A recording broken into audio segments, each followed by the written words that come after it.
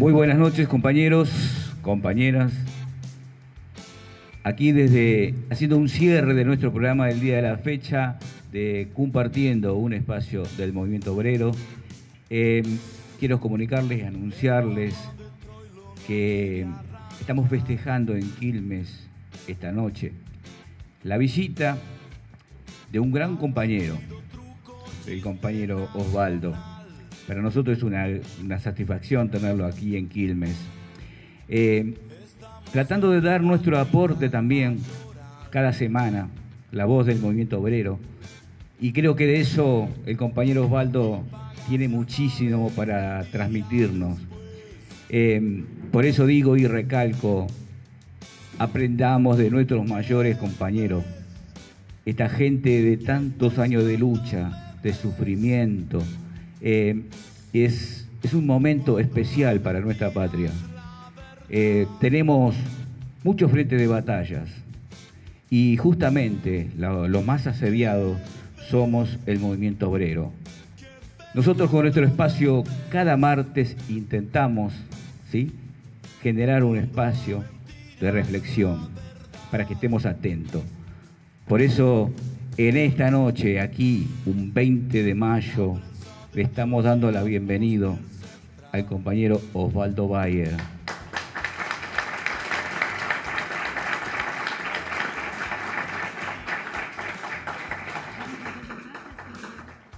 Como siempre y hoy, más que nunca, damos, recibimos, celebramos y contamos nuestros abrazos radiales. Y hoy lo celebramos más que nunca porque es un abrazo radial que cumple un sueño para nosotros. Primero porque estamos haciendo la primera radio abierta de Llegó con Tres Heridas. Además, porque la estamos haciendo en un club de barrio, en un club de nuestro barrio, en el Club Mitre. Y fundamentalmente porque este abrazo es grande, más grande que nunca hoy, porque lo damos con la presencia del eterno libertario, Osvaldo Bayer.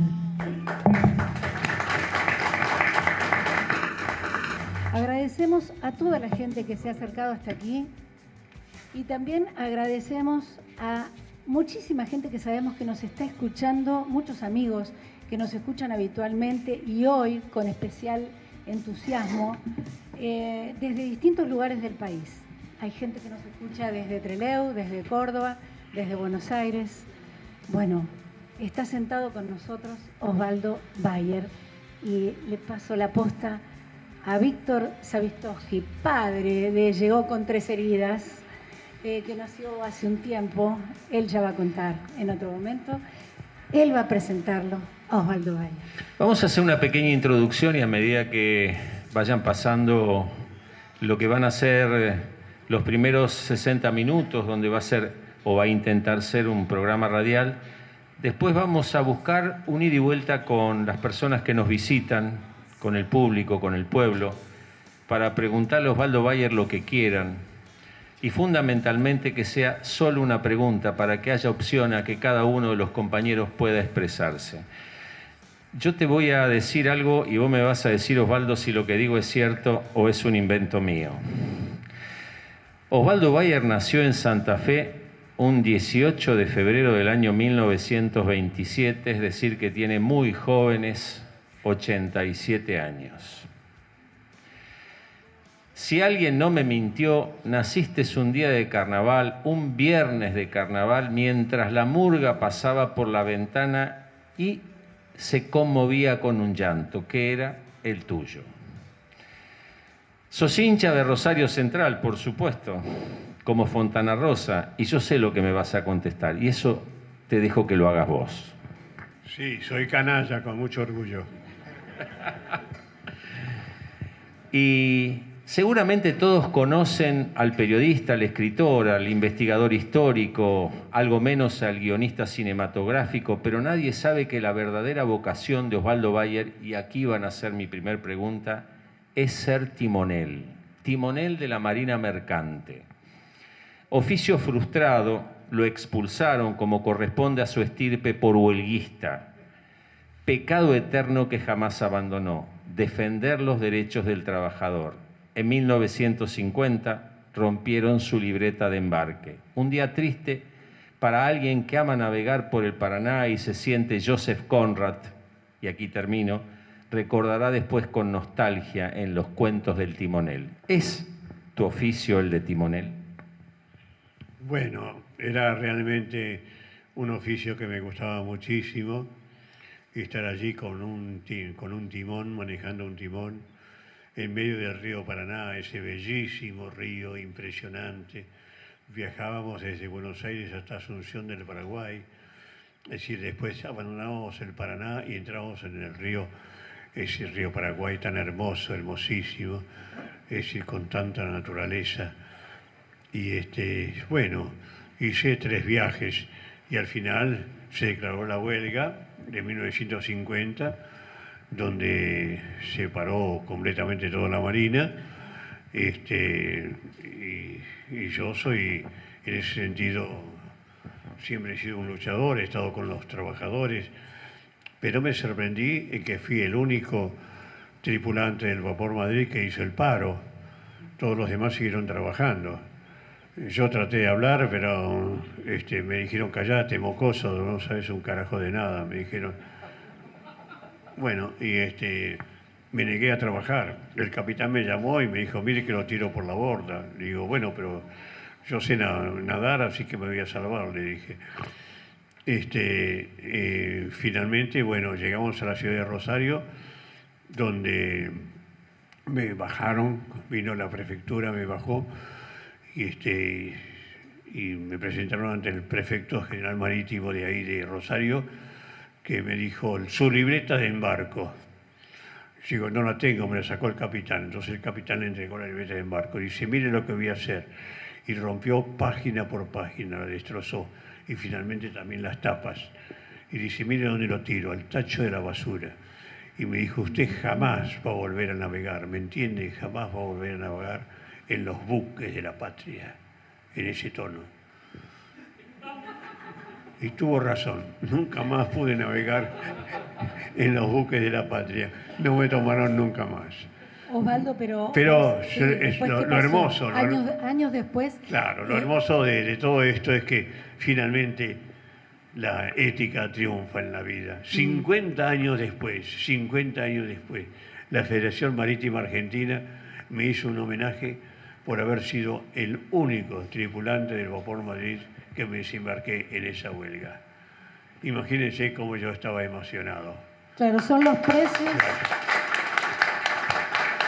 Decíamos hoy con Osvaldo que esos son los precios y los premios de sostener las convicciones. Y hablando de convicciones, vamos a decir, ahora que Osvaldo ya está presentado y ya contó una de sus tantísimas anécdotas de vida, que este abrazo radial número 53 de Llegó con 3 heridas está dedicado a Rodolfo Walsh, a Paco Urondo y a Haroldo Conti, compañeros en la decisión de... Mis 3 mejores amigos. Sus 3 mejores amigos y 3 amigos de Osvaldo que, como él, han hecho y utilizado la literatura como un instrumento al servicio de la liberación. Queda dedicado el programa entonces.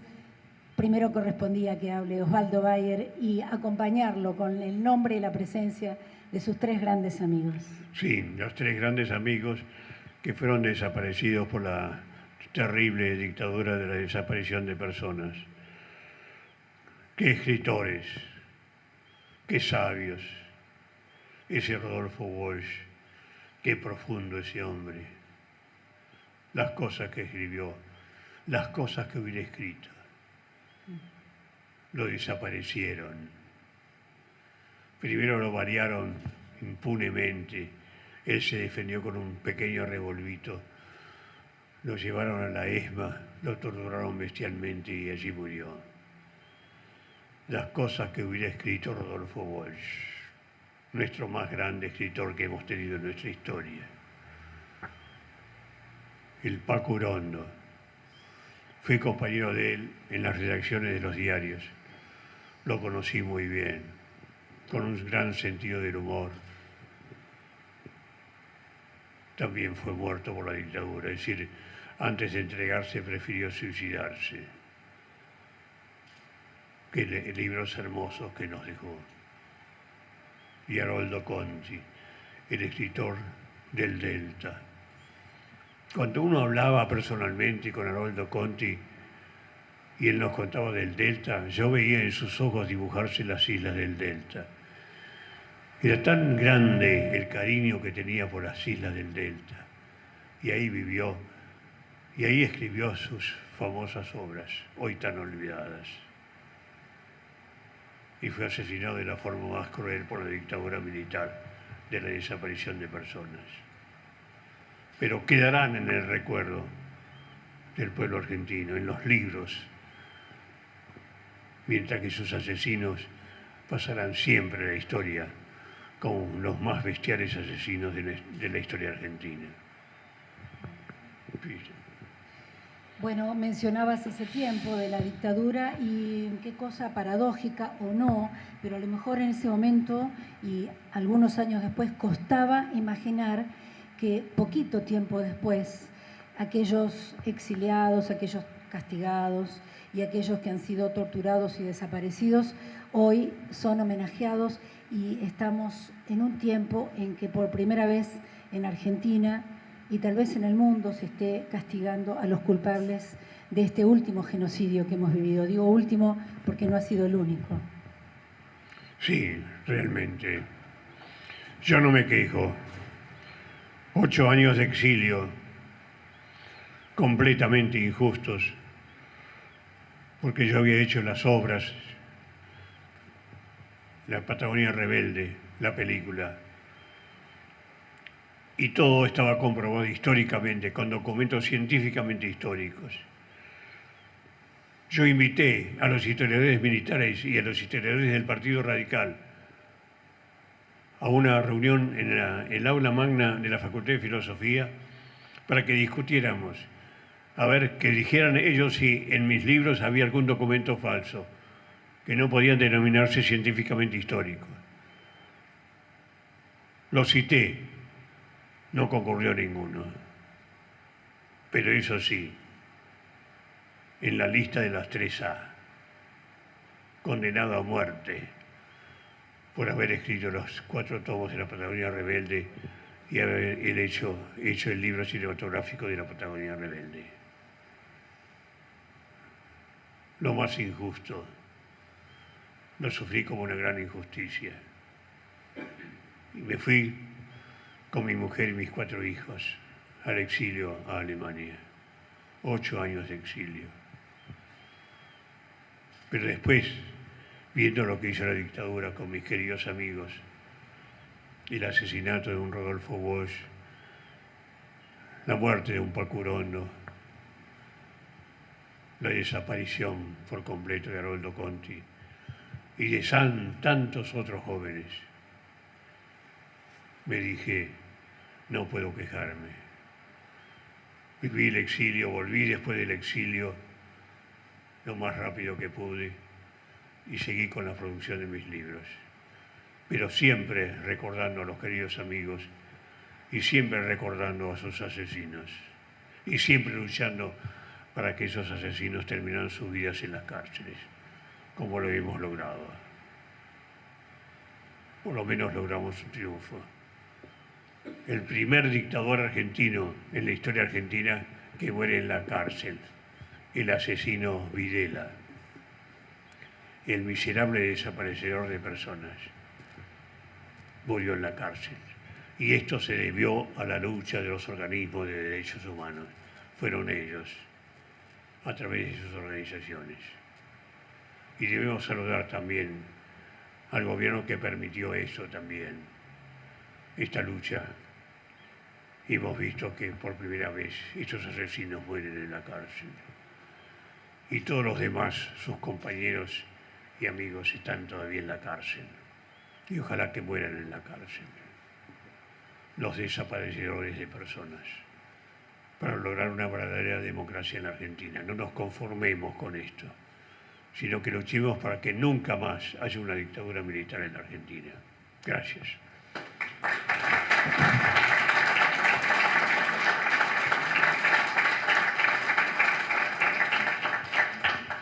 La memoria nos lleva a 1976 y les digo ese año porque tiene la particularidad histórica de ser el comienzo de la dictadura más sangrienta.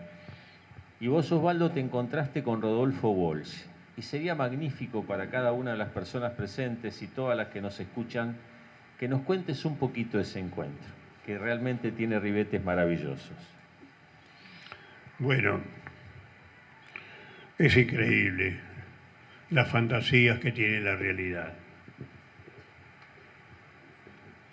En marzo de 1976,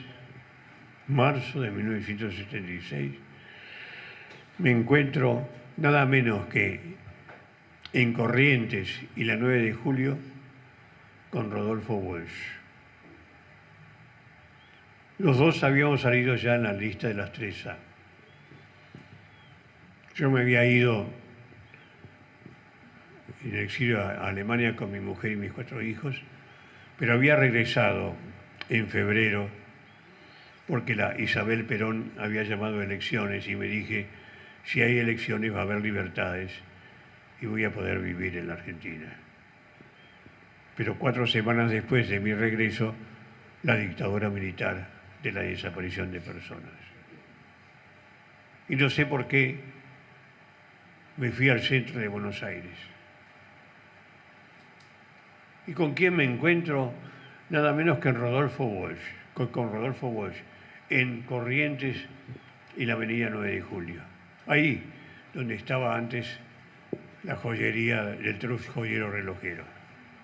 Entonces nos vimos sorprendidos, nos hicimos con la cabeza así y fuimos a la vidriera y conversábamos mirando los relojes.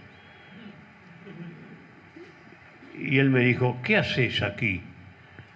Y yo digo, mira quién habla. Y me dice, no, vos escribiste La Patagonia Rebelde. Y digo, ¿y vos? Nada menos que estos libros sobre la realidad actual argentina, le digo. Me dijo, no, pero no es lo mismo. Y yo le digo, sí, somos todos inocentes. Entonces me dice, escúchame una cosa, vamos al cafecito aquí en la mitad de cuadra de Corrientes, a la izquierda tenemos un cafecito, vamos ahí al fondo. Bueno, porque ahí nos podía ver todo el mundo. Nos fuimos al cafecito, al fondo, y estuvimos conversando. La última conversación que tuve con ese gran hombre. Qué escritor, qué pensador, qué coraje civil. Con todo lo que había escrito, se quedó en Argentina. Nos enfrentamos en el café y le digo, Rodolfo, estoy muy sorprendido con vos. Digo, vos siempre fuiste marxista y ahora te hiciste peronista.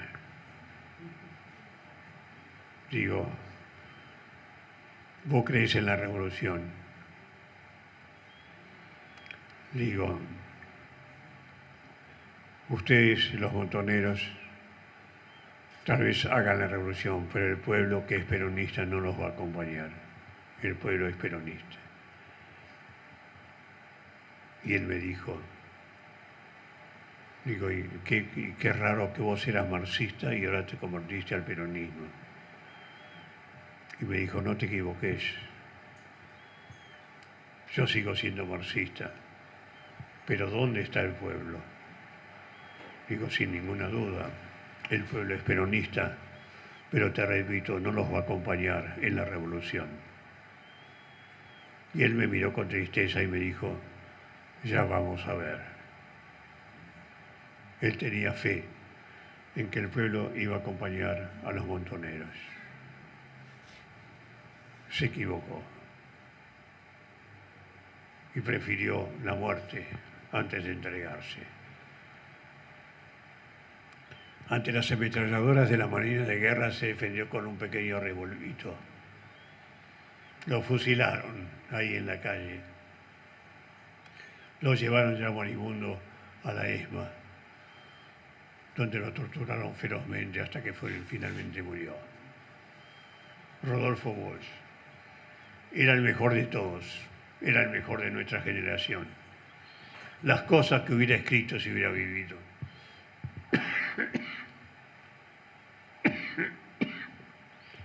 Ahora, ¿cómo los milicos pudieron matar a un hombre así, a una inteligencia así, a un escritor de ese tamaño? Sus libros van a quedar para siempre, siguen vendiéndose y vendiéndose. Ya en Concepción del Uruguay se ha levantado un monumento a él. Hay calles Rodolfo Walsh, que me da mucha alegría. Qué hombre, qué valiente, qué coraje civil. Él hubiera podido escribir sus libros y haber vivido tranquilamente como un gran escritor en Europa, como suelen hacer algunos argentinos. No, prefirió quedarse acá durante la dictadura y luchar por un mundo mejor. Rodolfo Walsh. El Paco Urondo. Éramos muy amigos. Era un revolucionario, pero al mismo tiempo era un fifí, como se decía en aquel tiempo. Le gustaba vestir muy bien, trajes muy modernos. Me acuerdo que una vez en el diario que trabajábamos juntos, trabajamos hasta las 2 de la mañana, y le digo, bueno, Paco, vamos a comer algo. Perdón, ¿en qué diario? En el diario Clarín. Ajá. Trabajamos 12 años hasta que me echaron, como corresponde, sí. Y le digo, Paco, son las 2 de la mañana, vamos a terminar acá y vamos a comer algo al boliche de la esquina. Y él me miró y me dijo, no, yo si voy a comer voy a un restaurante fino, yo no voy a ningún boliche a comer. Y dije, bueno, nos fuimos al centro a comer a un restaurante más o menos fino. Bueno, ese hombre que le gustaba vestir muy bien a la última moda e ir a los restaurantes caros, bueno, ese hombre fue un revolucionario de lo mejor. Quería la igualdad del pueblo. Maravillosas las cosas que escribió. Y en Mendoza lo sitió la gendarmería y él se defendió hasta el último balazo. El último balazo se lo pegó en la frente para no caer con la dictadura. Lo sentí muchísimo. Era de lo mejor. Dio toda su vida y su arte de escribir para un mundo mejor. Haroldo Conti, qué escritor profundo. ¿Cómo le gustaba el Delta? Perdón, le gustaban las mujeres también, ¿eh? ¿Tenés algo en contra? No, todo lo contrario. Bueno, me parece muy bien porque tenía muy buen gusto, ¿eh? Sí, La verdad que las mujeres de él a mí también me gustaban, pero yo lo respetaba así, profundamente. Bueno, un gran escritor. Sus libros tienen que ser realmente difundidos, porque cómo escribe la esencia del ser humano, la esencia del ser argentino, la esencia de los habitantes del Delta. Qué profundidad. Un hombre del campo como era de él. Sus libros tienen que volver a ser los más vendidos. Y no sé por qué está olvidado. Realmente el Departamento de Cultura, tanto de la Municipalidad como de la Nación, tienen que proponer esos libros de nuestros mártires de la libertad. Bien, podríamos hablar extensamente, Osvaldo, pero les dejo las palabras a ustedes. Perdón. Osvaldo, vos estabas relatando recién el encuentro con estos 3 grandes escritores y amigos. En esa época vos te tuviste que ir porque te intimaron a que tenías 24 horas para irte del país, pero no era la primera intimación. Parece ser que tu vida transcurrió de intimación en intimación, porque antes también tuviste el apriete de tener que irte en 24 horas de otro lugar, del sur. Un lugar a donde decidiste ir para hacer el trabajo de investigación histórica. Y comenzaste a escribir, a investigar y a escribir allí y a crear un periódico. ¿Nos contás un poquito de ese pasaje de tu vida? Bueno, eso fue en mi primera juventud. Yo había estudiado historia en Alemania, pero quise regresar a la Argentina y entré primero de todo, me dije, quiero estudiar la historia argentina, los hechos escondidos de la historia argentina, pero escribir en libros en un estilo que lo entiendan todos, para lo cual necesito hacer ejercicios de periodismo. Digo, yo no quiero escribir libros academicistas para ser leídos solamente por los académicos, como se acostumbra en la Argentina. Quiero escribir libros en un tono que sea leído por todo el mundo, por todo el público. Y entonces dije, voy a hacer un año de periodismo. Cuando volví de mis estudios en Alemania, entré en el diario Noticias Gráficas, un diario de la tarde, y pedí las noticias gremiales para conocer bien la clase obrera, etcétera, etcétera. Bueno, hice un año de noticias gremiales y después pedí hacer noticias policiales, salir a la calle para las noticias policiales. El otro aspecto del pueblo, el aspecto delictivo. Bueno, al año y medio dije, quiero hacer un poco de periodismo en el interior, quiero conocer el interior del país, no puedo solamente ser un hombre de la capital. Y acepté un ofrecimiento en la Patagonia, en el diario Esquel, donde fui de secretario de redacción, es decir, como jefe de la redacción. Era un diario de la provincia, un diario que traía las noticias de esa provincia de Chubut, un diario bien del campo,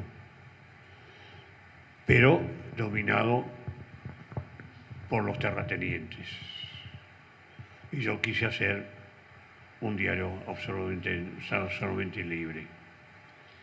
Bueno, y empecé a traer los problemas, principalmente de los pueblos originarios, de las tribus de Nahuelpan y otras tribus cercanas de mapuches y también de tehuelches que había allí, que eran explotados terriblemente por los estancieros de ese lugar, los estancieros patagónicos.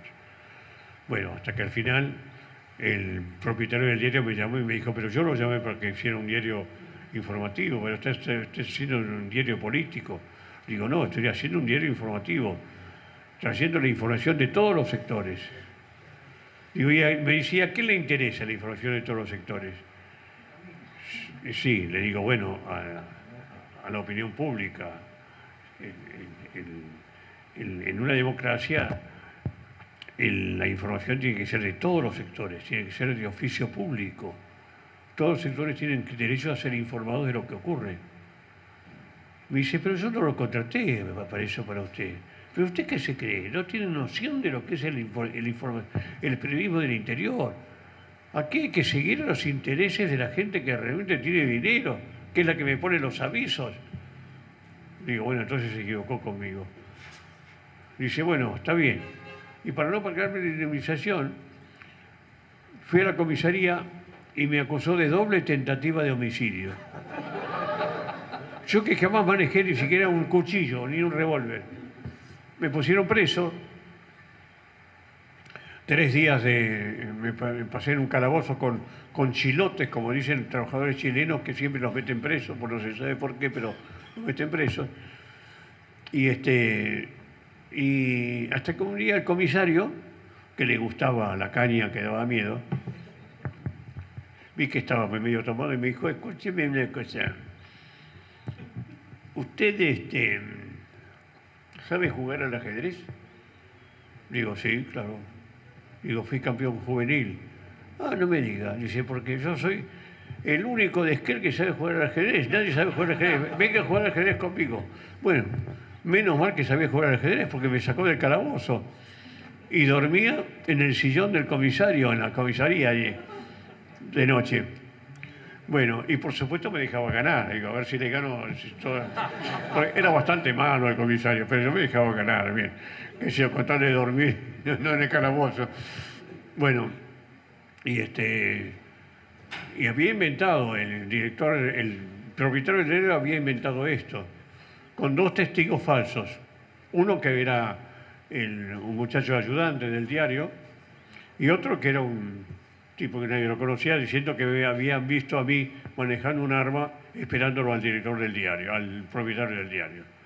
Bueno, al final un abogado se portó muy bien conmigo, uno de los abogados de la ciudad, y me sacó diciendo que era todo un disparate, no podían comprobar nada, cuestión que me dejaron. Y entonces fundé el diario La Chispa, que puse el primer diario independiente de la Patagonia. Así me fue. A los 12 números vino la Gendarmería, 2 oficiales de la Gendarmería, y me dijeron, usted tiene 24 horas para dejar la ciudad de Esquel. Digo, ¿y por qué? Dice, ¿usted no sabe que Esquel es una ciudad fronteriza? Digo, sí, estamos acá a 40 kilómetros de la frontera con Chile. ¿Y usted no sabe que en una ciudad fronteriza no se pueden escribir las cosas que escribe usted en su diario? Que trae inquietud en la población fronteriza. Digo, si yo no me metí con las fronteras para nada. Digo, yo me metí con realmente cómo se trata aquí a los indios y cómo se trata a la espionada. Digo, me dice, eso es traer inquietud en una ciudad fronteriza. Y fíjese, acá está a la disposición del comandante de Gendarmería. Me daban 24 horas para dejar Esquel. Tuve que dejar Esquel. Y vivíamos una democracia, la democracia de Frondizi. Sin embargo, no valió absolutamente ninguna presentación, me expulsaron de Esquel. Así terminó mi periodo en el interior del país, que quise hacer realmente verdadero periodismo. ¿Y sin indemnización? Sin indemnización, no, porque haberse hecho peligrar la tranquilidad, la democracia. Osvaldo. Bueno, pero al día llego mi familia estaba en Esquel, mi mujer y mis 4 hijos, todos chiquitos. Pero yo vine para ver si conseguía un empleo. Y estas fantasías que tiene la realidad. Al día siguiente que llego a Buenos Aires me voy al Correo Central y me encuentro con un periodista amigo que yo lo conocía de Noticias Gráficas. Y me dice, escuché por radio las cosas que te pasó en Esquel, te echaron. Dice, qué barbaridad, ¿querés venir a trabajar a Clarín? Y digo, bueno, sí, no tenía ningún empleo, bueno. Entré a Clarín al día siguiente de ser expulsado de la revista del diario Esquel, a pesar de ese antecedente me tomó Clarín, y estaba en aquel tiempo Roberto Noble, ¿no? Que era muy diferente a los que están ahora. Que los que están ahora me echaron, por supuesto. Y bueno, fui a trabajar y me pusieron a trabajar en policiales y después me pasaron directamente a jefe de, nada menos que a jefe de política y Fuerzas Armadas, que es la sección más complicada de un diario, ¿no? Bueno, estas cosas pasan en la Argentina, fantasías de la realidad, y me pasó a mí como periodista. Pero no quiero seguir hablando porque podría hablar horas enteras sobre mi vida como periodista. Tiene la palabra usted, sí. No, hace un tiempo largo de esto, hablando de fútbol con vos, me contaba sobre el guión de la película sobre fútbol argentino que escribiste y la verdadera motivación por la cual escribiste ese guión, ese libro, en referencia a una persona que había tenido un incidente particular en un partido de fútbol en tu juventud. Si no recordás esto, si no nos puedes contar. Bueno, yo vivía en el barrio de Belgrano, que era un barrio de alemanes, ¿no? Y en aquel tiempo. Pero había argentinos también que jugaban a la pelota en la calle en aquel tiempo. Se jugaba a la pelota en la calle porque, por ejemplo, por la calle Arcos pasaba un carro cada 20 minutos, Ahora, si van a ver ustedes, pasa un auto detrás de otro, seguidos, sí. Además, parqueado de los dos lados. No se ven niños en la calle Arcos. Y antes jugábamos a la pelota todo el día. Y entonces había un jugador de fútbol que jugaba en la sexta división de Platense, que se llamaba Eduardo Ricani, y que era el capitán de la calle Arcos, porque se jugaba por calle, jugábamos ahí a la pelota por calle. Calle Morro contra calle Arcos, calle Cuba contra calle Arcos, etcétera, etcétera. Y a mí se hacía siempre la selección antes, ¿se acuerdan? Con pisando los pies, ¿no? Bueno, y yo esperaba siempre que me tomaran en la vereda y nunca me elegían. Porque me decían que yo era demasiado alemán, porque era un barrio de alemanes y al fútbol jugaban solamente los criollos, los argentinos, ¿no? Entonces no me elegían porque yo era alemán. Bueno, cosa que decía, si yo nací en la ciudad de Santa Fe, le decía. Y me miraba como diciendo, anda al carajo. Bueno. Hasta que un buen día juega la calle Arcos contra la calle, allí, Manuela Pedraza, y el capitán del equipo nuestro era Eduardo Ricani, que jugaba en la sexta de Platense. Bueno, y entonces, y estas casualidades hay que tener suerte en la vida. 11 de Manuela Pedraza, ya estaban todos ahí, y había solamente 10 de la calle Arcos. Faltaba uno para la calle Arcos. Y el único que estaba esperando era yo. Y me miraban y buscaban a otro, no. Y entonces, después Eduardo Ricani con Marjeta me dijo, pasa, anda al arco. Como inútil al arco, claro. Avanza la delantera de Manuela Pedraza, se la pasa al Insay, el Insay se marea todo, queda delante mío al arco a los 10 segundos. Me pega un pelotazo impresionante. Me pega, yo pongo las manos así, me pega en las manos, me las dobla, me pega en la frente, me caigo sentado, gol. A los 10 segundos. Hay que tener mala suerte. Yo miro así y veo que Eduardo Ricani me mira con bronca y me empieza a correr. Y yo cometí el error de correr y como yo corría por miedo, le gané a Eduardo Ricani. Llegamos a la placita de a 100 metros y Eduardo Ricani quería seguir el partido y me miró y me gritó el peor insulto que escuché en mi vida. Me gritó, alemán culo de pan. Bueno, yo pude volver por otros lados a mi casa y lo primero que hice fui al ropero que tenía un espejo grande, me bajé los pantalones y me miré. Digo, ¿por qué me dicen culo de pan si soy igual que todos? Bueno, nunca más me eligieron al partido de fútbol. Y entonces me quedó esa impresión. Entonces dije, cuando me ofrecieron hacer el libro de la historia del fútbol argentino, que me lo ofreció una editorial, yo dije, lo voy a hacer y lo voy a nombrar a Eduardo Ricani. No, y no lo voy a nombrar a Eduardo Ricani, porque Eduardo Ricani fue un famoso jugador de Platense y pasó a Boca Juniors y fue seleccionado nacional también. Entonces fue famoso. Entonces digo, voy a hacer la historia del fútbol argentino y en venganza no lo voy a nombrar a Eduardo Ricani. Y hice la historia del fútbol argentino, que está editado en varias ediciones. Algunos dicen, perdónenme, que es el mejor libro que se ha escrito sobre el fútbol. No sé, pero está hecho con otro criterio, no el criterio de los deportistas, sino viendo otra cosa del fútbol, ¿no? Bueno, además yo vi jugar al mejor equipo de River, ¿cómo se llamaba? La Máquina. La Máquina, sí. Bueno, y soy hincha de Rosario Central y por eso le dediqué un capítulo principal a Rosario Central, diciendo que el mejor de todos fue hincha de Rosario Central. ¿No saben quién es el mejor de todos? ¿Quién? El Che Guevara. Sin duda. Saluden, aplausos. Por supuesto. Bueno. Perdón. Mientras vos te recomponés, le voy a seguir contando parte de tu historia, a ver qué opinás. Bayer escribió el guión de La Mafia excelente película estrenada en 1972 por Leopoldo Torre Nilsson. Fue autor, guionista y también actor de La Patagonia Rebelde. Hizo 6 coproducciones con Alemania. Otras cosas que se destacaron fueron Panteón Militar, historia cruda de nuestros militares adiestrados en la escuela nazi, El Vindicador, breve historia de Carl Wilkens, justiciero anarquista que mató al teniente coronel Varela a la salida de su casa.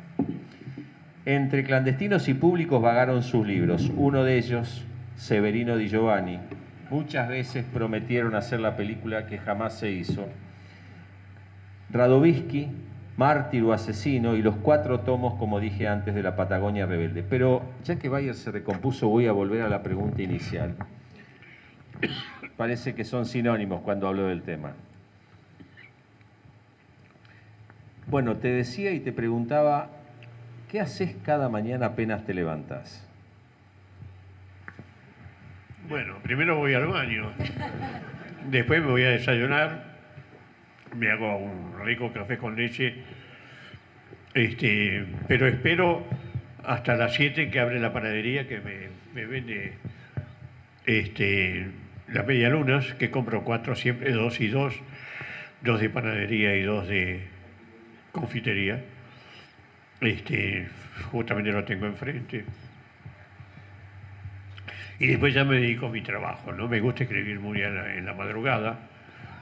Es hermoso ese frescor que viene, no en invierno, sino en verano. Además esa luz que va teniendo la madrugada y todo eso. Y esto viene del campo, nosotros somos gente del campo, ¿no? Nosotros venimos de la colonia alemana Humboldt en Santa Fe. Y todos mis padres fueron campesinos del Tirol, venían de allá.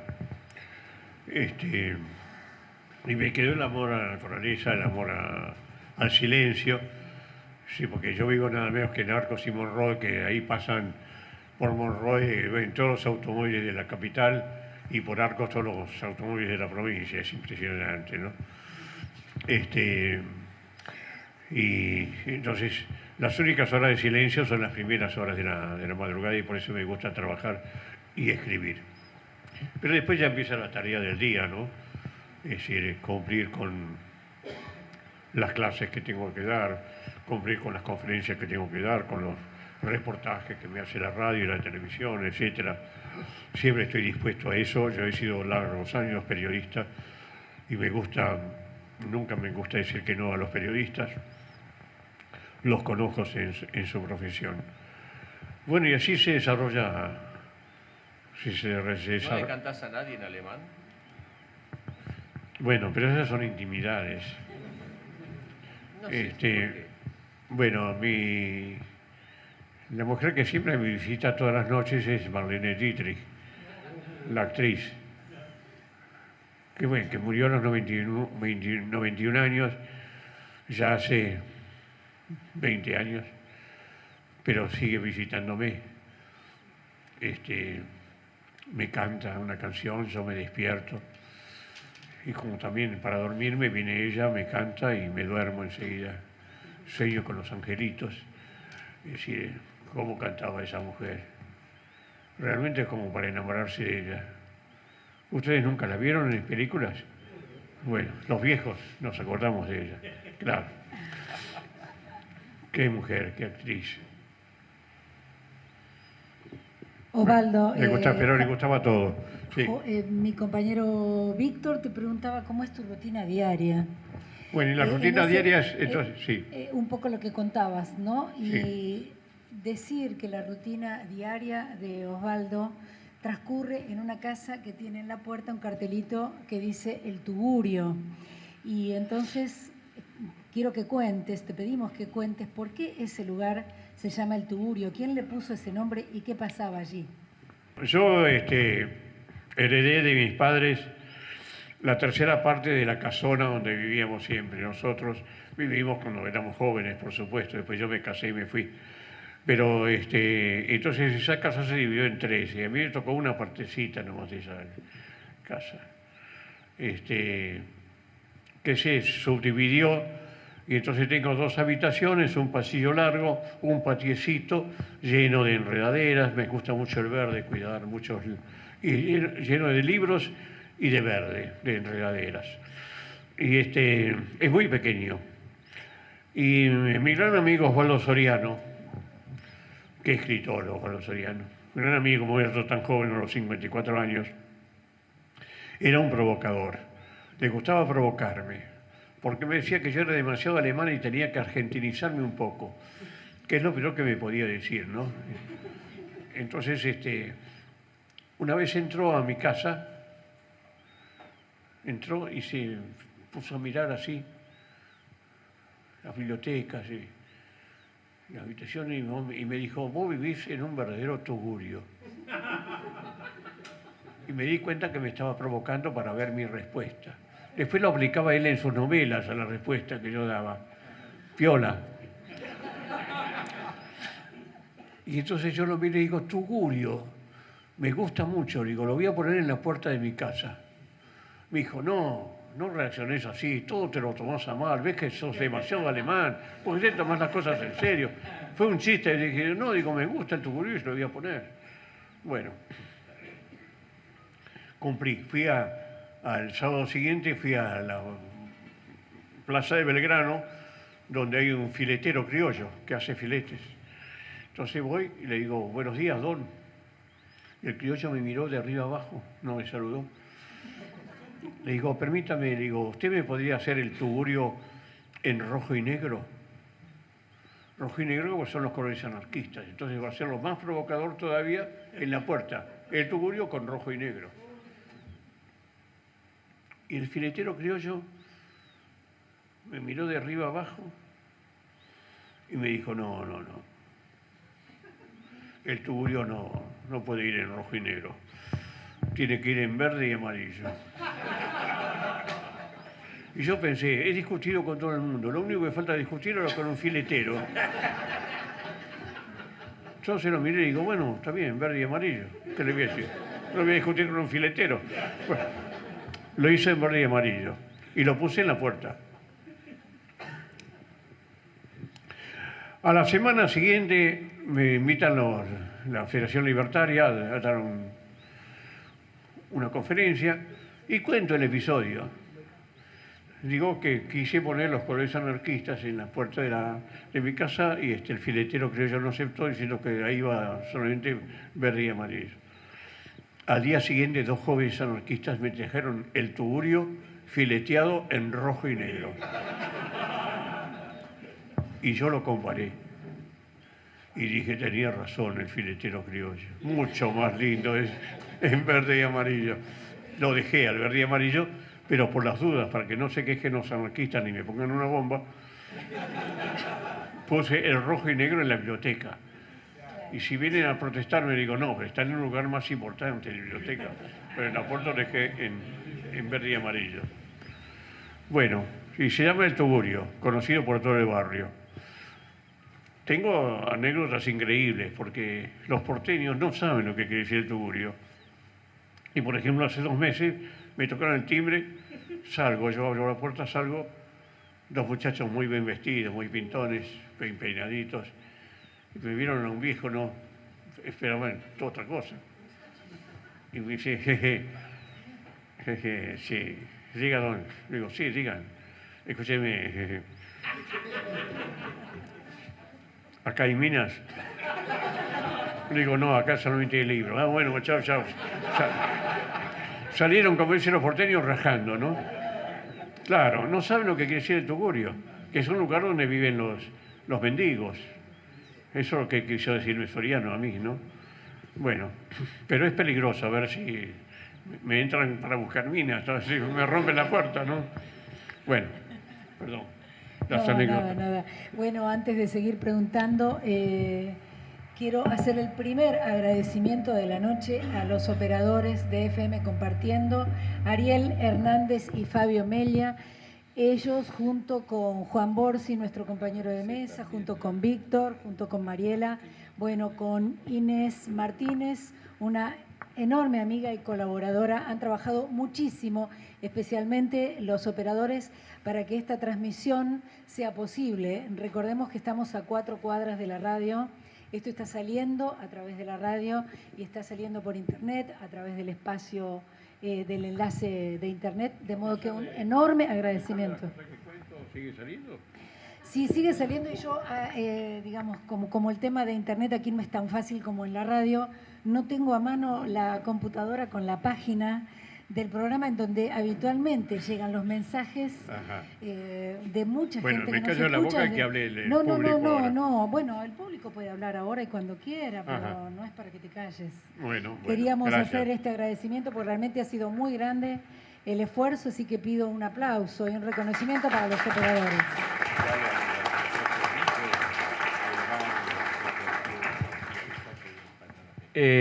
En el terreno de los agradecimientos siempre uno se olvida de alguien o de muchos.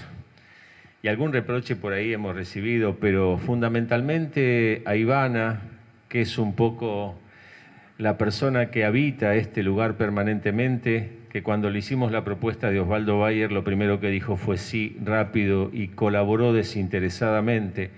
Con los compañeros que esta tarde, a las 2 de la tarde, trajeron las sillas, a tantos otros compañeros que estuvieron presentes también en cada una de las ocasiones que necesitamos, y lamentablemente este marco hubiera sido infinitamente distinto si hoy no hubiera llovido tanto. Pero mejor memoria que yo, porque es mucho más joven, la tiene Juan. No, antes hablaba de corrido, ahora me cuesta un poco más. Pero no, a Martín Fuentes, que después va a cantar, va a cerrar el programa y aparte de cantar nos prestó equipos y es bueno tenerlo cerca. Y también avisar que una vez que terminemos va a haber unas empanadas, ¿no? Que se puede pasar por el buffet del club, como así se llama. Valió la pena venir. Sí. Yo creo que sería muy bueno que después de una última pregunta hecha por María, nosotros podamos tener con ustedes un intercambio y que ustedes le puedan preguntar a Osvaldo Bayer lo que quieran, con una pequeña aclaración muy simple, que sea solo una pregunta, que no haya una larga introducción previa, así le permitimos a la mayor cantidad posible de compañeros poder participar de este encuentro. Y voy a tratar de ser breve. Y va a tratar de ser breve, Osvaldo Bayer. Bueno, María.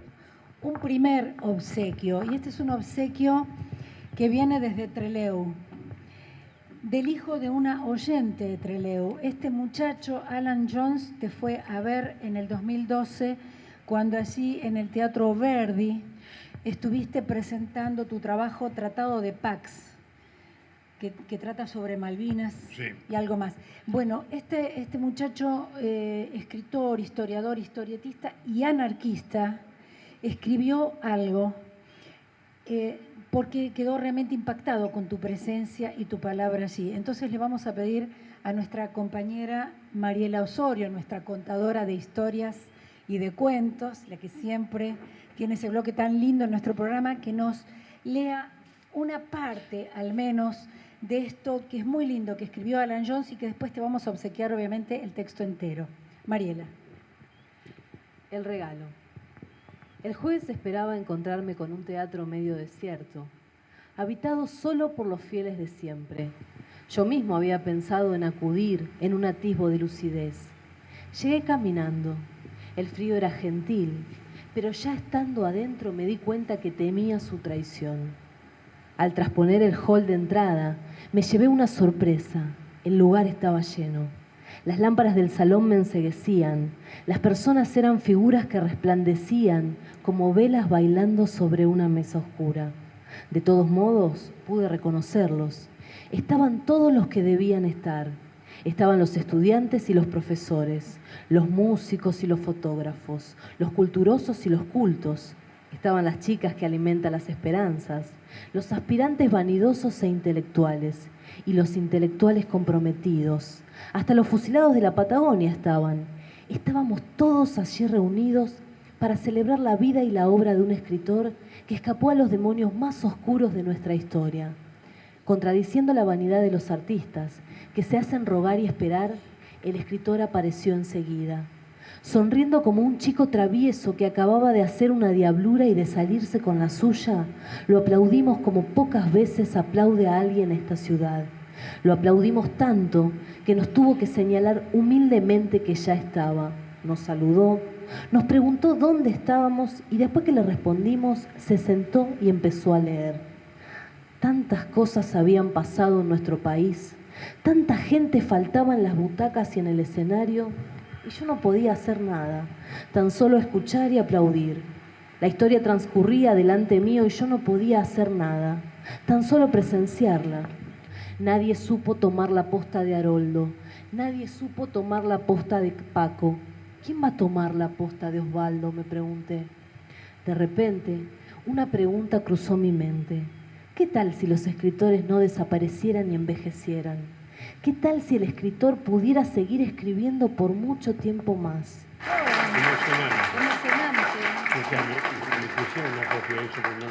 Tenemos la copia entera.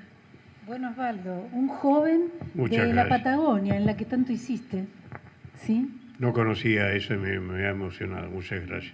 Demasiado generoso. A nosotros nos llegó vía una oyente que en un momento confesó que había dejado de escuchar radio hacía bastante tiempo y que por esas cosas de la vida un día se encontró con nuestro programa por internet, vio el enlace, lo abrió, escuchó nuestro programa y dijo, llegó con 3 heridas, volví a escuchar radio y es una fiel oyente de Trelew. Graciela Sonia Gutiérrez, sabemos que nos está escuchando, ya veremos los mensajes en Facebook.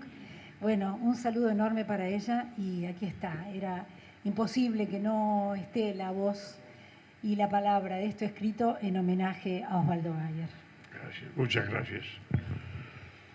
A ver, ¿Qué les parece, compañeros, si entramos en eso que para nosotros es lo más importante, que es el intercambio con Osvaldo Bayer?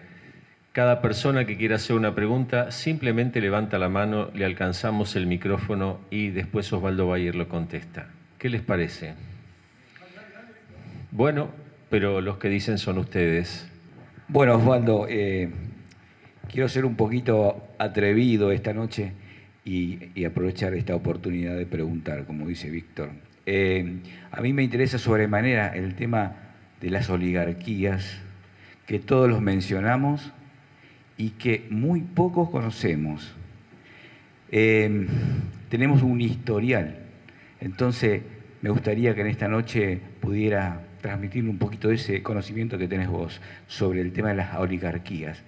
Esta mañana escuché en la radio que mencionaba a un tal Martínez de O, no sé si alguien lo conoce, que luego de la campaña del desierto, La Matanza, recibió de retribución más de 2 millones de hectáreas. No sé si la información es errónea, creo que seguramente vos me vas a contestar mejor. Sí, realmente en nuestra historia es una decepción total, desgraciadamente, cuando uno lee esos documentos de mayo de 1810. ¡Qué espíritu! Increíble. Ese Manuel Belgrano, cuando llega al Paraguay y les devuelve a los pueblos originarios, textual, todas las tierras que les fueron robadas por los españoles. Se les devuelve y se les da libertad de trabajo.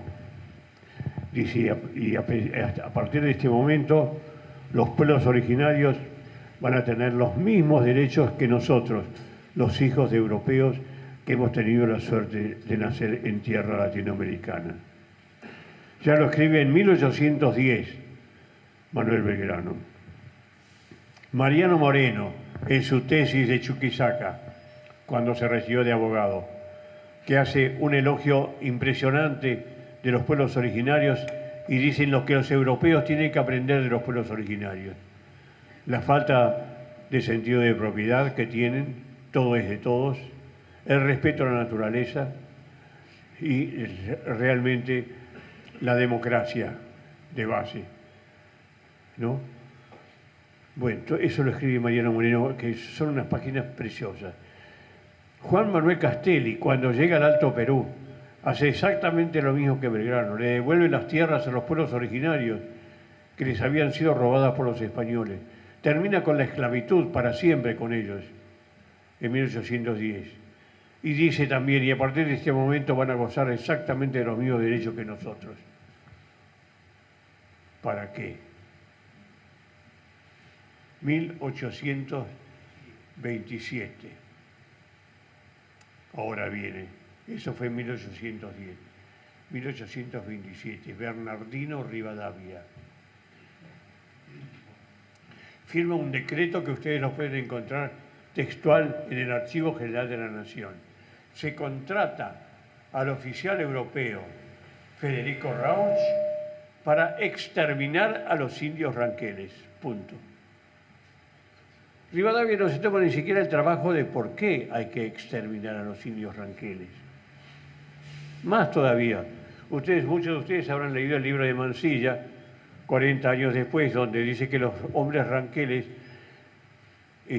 tratan mejor a sus mujeres que los de origen, que nosotros, los de origen europeo. Creo que está todo dicho con esa frase. No, pero además dice que tienen un gran sentido de la propiedad es de todos, dice los ranqueles, y el respeto que tienen de la naturaleza. Bien, el europeo que llega comienza con el exterminio de los indios ranqueles. Ayudado, es decir, por el decreto de Rivadavia. Hasta que un indio ranquel que lo seguía al oficial europeo, el orgulloso oficial europeo, el indio que le llamaban Arbolito, porque en el horizonte siempre tenía el pelo muy largo el indio, y los soldados decían, ahí está, hay un arbolito, como en medio de la pampa hay un arbolito, cuando no estaba solamente, ¿cómo se llama? El sauce, ¿no? No el sauce, el ombú. El ombú. El ombú, claro. Y este era un arbolito. Y no era un arbolito, era un indio que tenía el pelo muy largo. Y desde lejos parecía un arbolito. Bueno, y si ahí está de nuevo Arbolito. Y Arbolito era un indio ranquel que seguía el camino del orgulloso teniente coronel Federico Rauch. Y una vez ve que aparece en una hondonada el coronel, porque se adelantaba siempre marcando la línea a los soldados con el sable. Lo esperó en una hondonada, estaba solo ahí, el coronel le volvió el caballo, cayó el orgulloso coronel y Arbolito fue y le cortó la cabeza. Qué salvaje, ¿no? ¿Cómo se puede matar a un coronel contratado por el gobierno argentino para exterminar a los indios? Bueno, así me fui. Cuando yo fui hay una ciudad, por supuesto, los argentinos, una ciudad que se llama Federico Rauch, ¿no? Coronel Rauch, en la provincia de Buenos Aires, una ciudad de 60.000 habitantes, con un monumento al coronel Rauch. Bueno, y yo fui a dar una conferencia, y cuando doy las conferencias siempre meto la pata. Todavía creo que no, pero ya voy a meter. Bueno, entonces, digo, ¿cómo es posible que una ciudad tenga el nombre de ese genocida? Digo, cuando están todos los partes del coronel Rauch en el Archivo General de la Nación, escritos a mano por él, uno peor que el otro, de una discriminación total, cómo él mata a los indios, porque hay que matar a los indios, nomás, no dice por qué, hay que matarlos para quedarse con la tierra.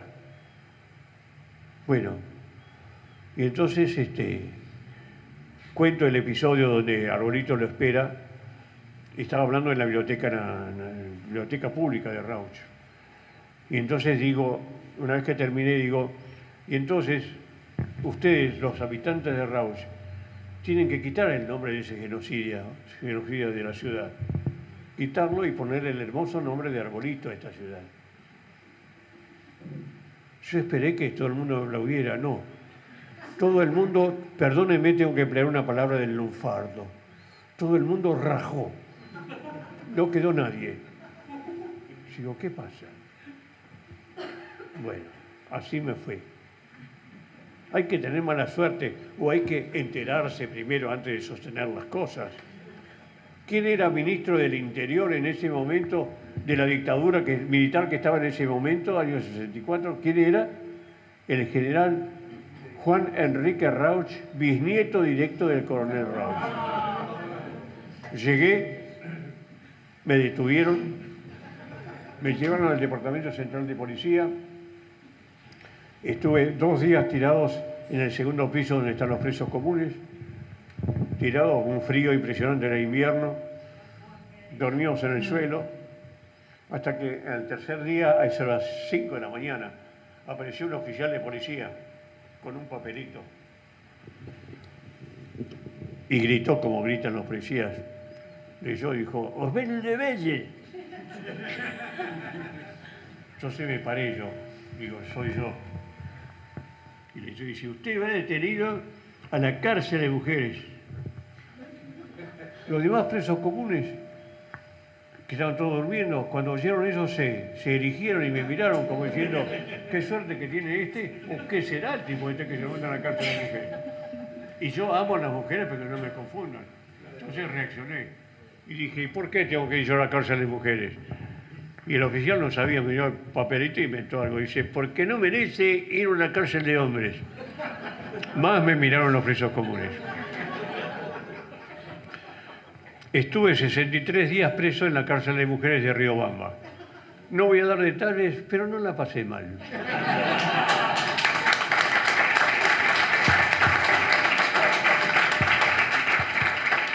Bueno, y no obtuve nada. Sigue llamándose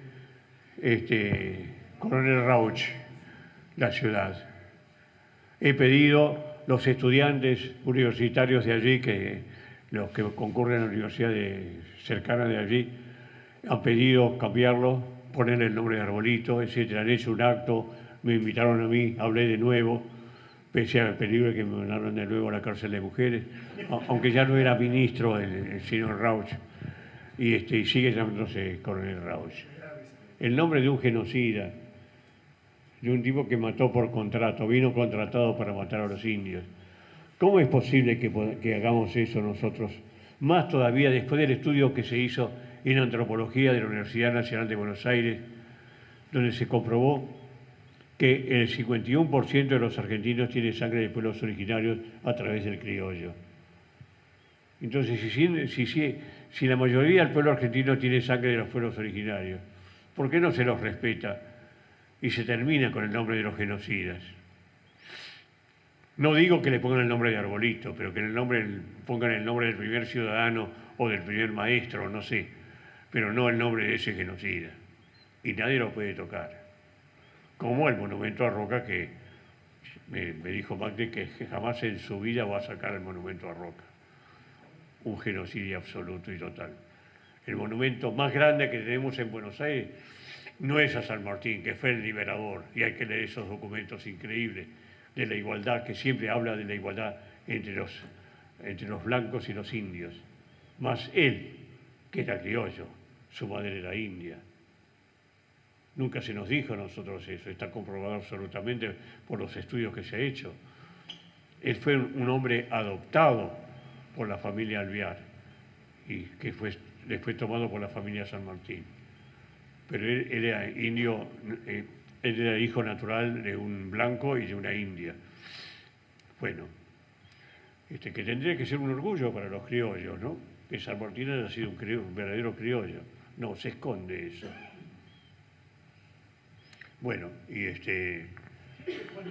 se niega poner el monumento más grande y más céntrico a San Martín. A San Martín lo mandamos al retiro, allá lo vieron en un caballito flaco, señalando así, como diciendo a la lluvia que no le llueva. Y uno me corrigió, siempre me corrigen, ¿no? Yo lo hago de forma provocativa, eso digo. Lo pusimos a San Martín ahí, con el dedo así para diciendo que le pare la lluvia.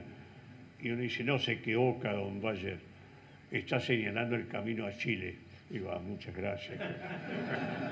Bueno, perdón, ¿qué me iba a decir? Osvaldo, ¿qué hay de Juana Sosa también? ¿Cómo? Juana Sosa, la madre de Perón. ¿También es india? Bueno, se habló de Juana Sosa, pero sí, es india, sí. Por lo menos se calcula que es medio india, es mestiza, ¿no? Sí, pero eso siempre se escondió, no se dijo nada. Sí. Pero es... Sí, ¿cómo? El revisionismo está... El Que revision... sea lo que sea, para que se reconozcan los estudios que se han hecho. Hay un estudio perfecto que se ha hecho últimamente donde demuestra que es hijo de indios, San Martín. Sí. Don Osvaldo, el revisionismo está cambiando un poquitito la forma de ver, de hacernos ver la realidad. Yo, por lo que he escuchado, por lo que escucho, nos está haciendo ver eso que nos dijo usted recién, ver otras cosas que siempre nos dijeron el 25 de mayo con el paraguas y todas las estupideces. Yo creo que el revisionismo y con el aporte suyo nos van a hacer mucho. Revisionismo, me interesa mucho su pregunta. El verdadero revisionismo es el que defiende la ética y la vida. ¿No? No el que defiende un señor Roca que está en su último comunicado, es impresionante. Hoy reparto de indios. A toda familia de bien que lo requiera se le entregará un indio varón como peón, una china, en ese término expresativo, una china como sirvienta y un chinito como mandadero. Roca y el presidente Avellaneda volvieron a imponer la esclavitud en la Argentina. Está en los avisos que están en el Archivo General de la Nación, lo pueden ver en los diarios. Y eso nunca se habla. Y el monumento más grande de la Argentina lo tiene Roca en el lugar más céntrico, en vez de tenerlo un libertador como San Martín, por ejemplo. Cuando siempre habla de nuestros paisanos los indios, y los toma cuando se ofrecen al ejército libertador, se ofrecen los indios para él, los acepta. Bueno, toda esa historia no, la historia oficial la escribió Sarmiento y Mitre y todos ellos los liberales, los denominados liberales, y ellos hicieron la historia. Cuando, por ejemplo, es imposible leer a un Sarmiento en su racismo, en su profundo racismo, pese a que él tenía un 25% de sangre huarpe, pero siempre lo desmintió, no quería ser indio. Hay que ver los escritos antiindígenas que tiene Sarmiento y comparémoslos con los escritos de San Martín, o comparémoslos con los escritos de un Alberdi o de un Esteban Echeverría, cuando habla de que tenemos que lograr la igualdad de los pueblos originarios y aprender mucho de su cultura, como dicen ellos. No, se trajo la otra versión, de que los indios eran salvajes y había que conquistar esas tierras para llevarlos para el progreso. ¿Qué fue Nunca se nos dijo que la campaña del desierto fue cofinanciada por la sociedad rural, que ya existía, fundada en el año 1866 por el señor Martínez de Oz, el tatarabuelo del que fue ministro de la dictadura, fíjese qué familia. El primer Martínez de Oz que llegó acá fue tratante de esclavos durante la colonia. Fíjense qué antecedente. El segundo Martínez de Oz, hay que seguir esa línea. El segundo Martínez de Oz fue representante al Cabildo, hasta el Cabildo Abierto del 22 de mayo de 1810. ¿Y qué propuso? Que se votara por el rey de España, en la fidelidad del rey de España. El cuarto Martínez de Oz fue fundador de la Sociedad Rural, 1866. Fue un Martínez de Oz que cofinanció la campaña del desierto. Esta Sociedad Rural de las Estancias cofinanció la campaña del desierto de Roca. Eso nunca se nos dijo. Y después de terminada la campaña del desierto, se entregaron 1.800.000 hectáreas a 1.800 estancieros socios de la sociedad rural que ya existía. A la familia Martínez de Oz se le entregó 2.500.000 hectáreas. Vaya a contarlas, las 2.500.000 hectáreas. Roca recibió 60.000 hectáreas. Eso nunca se nos consultó. Pero los indios fueron masacrados, enviados como esclavos en la isla de Martín García, y se les quitó todas sus tierras, esas tierras comunitarias que tenían ellos. Hay que hacer la verdadera revisión de nuestra historia con los documentos oficiales que existen en el Archivo General de la Nación. En historia no se puede mentir. Están siempre los documentos que nos van a demostrar la verdad. Y tenemos que hacerlo. Y por eso yo inicié una campaña contra el monumento a Roca. Realmente es una vergüenza. Teniendo Nuestra población es 51% de sangre indígena. ¿Cómo ponemos el monumento más grande a un tipo que siempre fue un racista y que siempre hablaba de los salvajes, de los bárbaros y que eliminarlos? ¿Quién lo hizo eso? ¿Quién lo levantó? Y bueno, lo levantó la década infame. Los militares, la década infame, la dictadura militar de Uriburu, levantó ese monumento. ¿Quién era el vicepresidente de Uriburu? Perdón, no de Uriburu, de Justo, el hijo de Roca. Y fue el que inauguró el monumento al padre allí, donde lo tenemos. Y como digo, a San Martín lo tenemos tirado en el Retiro, atrás de la Torre de los Ingleses, tapado por la Torre de los Ingleses. Pero es intocable. A mí Macri me respondió, jamás se va a tocar ese monumento. Nada más. Claro, él está defendiendo los intereses de la sociedad rural. Claro. Arturo Blateski, pero es el mayor trabajador sobre derechos humanos que tiene la ciudad. Y lo quiero recordar y aprovecho eso. Y quiero recordarles un 12 de agosto del año 1995, donde vos también estuviste, Osvaldo. Exactamente. La mayor concentración sobre derechos humanos de la historia de Quilmes se hizo en la calle Irigoyen entre Alsina y Alén. Y ahí se hizo un juicio ético y popular a Jorge Antonio Vergés, el torturador de Quilmes, el secuestrador de niños. Y mucho tuviste que ver, o tanto tuviste que ver, Arturo, y yo aprovecho esta pequeña oportunidad para decirlo. Y también puedo decirlo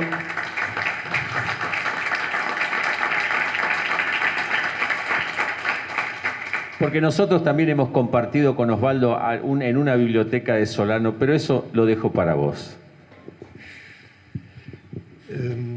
Gracias. No, en este círculo con tantas compañeras y compañeros, solamente podemos decir que lo que hicimos lo tratamos de hacer todas y todos juntos.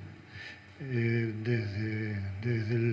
realidad, desde el 73, desde el 11 de septiembre del 73, ¿no es cierto?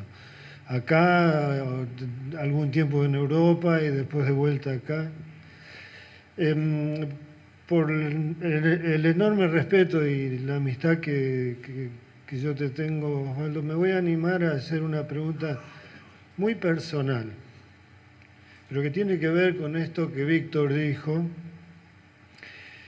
y es lo siguiente. Tuvimos y tenemos la suerte que viniste y seguís viniendo a nuestra ciudad. La última vez en Berazategui fue impresionante, pero siempre viniste a Quilmes. Pero yo quería recordar dos oportunidades.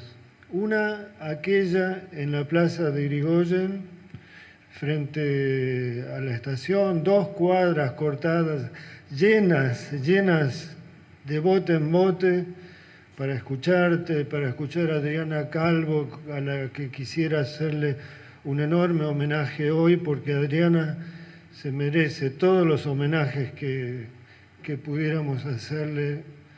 Y después, en la calle Magallanes, otro día, en la calle Magallanes, que ahora se llama Madres de Plaza de Mayo, frente a la casa del mismo genocida Vergés. Y mi pregunta es, ¿qué sentís vos?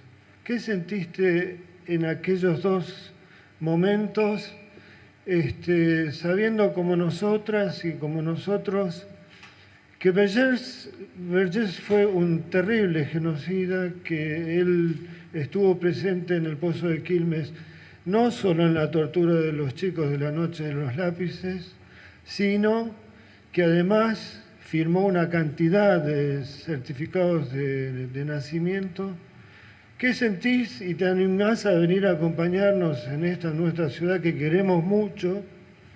¿No es cierto? De saber que con Lucrecia Lombana y con Horacio Blanco, dos enormes amigos, Lucrecia ya no está, pero la tenemos en el corazón, fuimos 3 veces al colegio médico de la sección 2 en Avellaneda para pedir que le saquen el título de médico a Vergés, y el jefe dijo que no había nada que demostrara que Vergés hubiese hecho algo contra la justicia que justificara que se le sacara el título.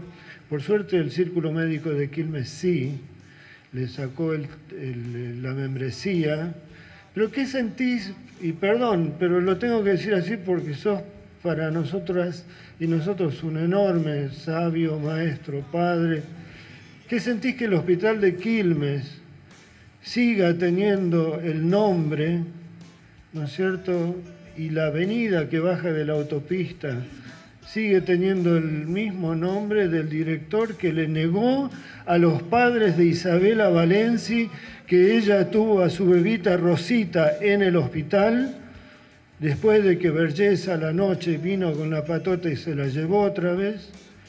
¿Qué sentís estar con nosotros en un lugar donde la policía le sacó el título de comisario a Vergés, pero los médicos no fueron capaces de sacarle la matrícula al que fue culpable de la desaparición de María Luisa Martínez, de Generosa Fratasi, de Isabela Silvia Isabela Valenci y de Rosita su bebita. Te lo pregunto porque me lo pregunto muchas veces viviendo, pisando estas tierras donde tenemos tantas amigas y amigos que queremos tanto, que nos sentimos tan cerca de nuestras luchas y así, y tener que tener un hospital que se siga llamando con el nombre de alguien que ocultó un genocida. Bueno, querido Pastor Bateschi, yo la verdad que te tengo una gran admiración porque he seguido toda tu lucha. Vos permaneciste acá y luchaste hasta el último hombre, realmente maravilloso. Se conoce muy bien, en Alemania se reconoce muy bien toda tu actitud, tu defensa también de todos los perseguidos. Y después de esta tu intervención, espero que el intendente de Quilmes, que los concejales de Quilmes reaccionen y acaben con el nombre de ese genocida en el hospital de Quilmes. Espero que realmente aprendan lo que es la ética en la vida y que van a ser acusados ellos van a ser acusados después por la historia de que permitieron ese nombre. Así que muchas gracias por toda tu vida, Bateschi, muchas gracias por todo tu accionar durante toda la dictadura. Fue realmente de un coraje civil como pocos lo han tenido. Para nosotros es un ejemplo. Y en Alemania hay un reflejo de toda tu actitud. Se ha comentado muchísimo toda tu creación acá en Argentina. Muchísimas gracias, querido amigo. Porrón en Palomar, cruzando la vía para poderla pasar.